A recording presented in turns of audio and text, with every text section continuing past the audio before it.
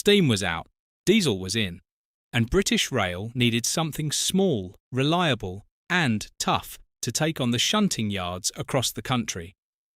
Enter the British Rail Class 05, a humble little workhorse that played a big role in the great transition from steam to diesel. It might not look like much, but trust me, this thing has stories to tell.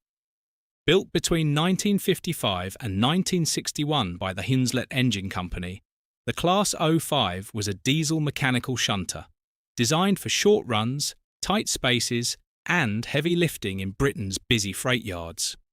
Only 69 were built, and they mostly worked in the eastern and Scottish regions. If you lived near a freight terminal in the 60s, chances are you saw one chugging past, hauling wagons around like a faithful terrier.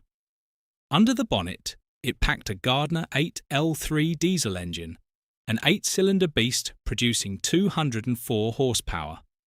Not exactly record-breaking speed, but that wasn't the point. These locos used a 4-speed mechanical gearbox.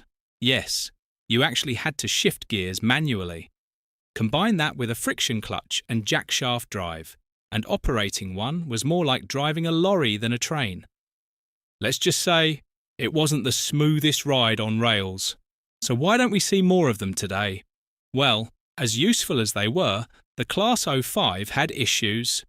The gearbox was clunky, gear changes could be a nightmare, and newer models like the Class 03 and Class 04 were just better, smoother, easier to maintain.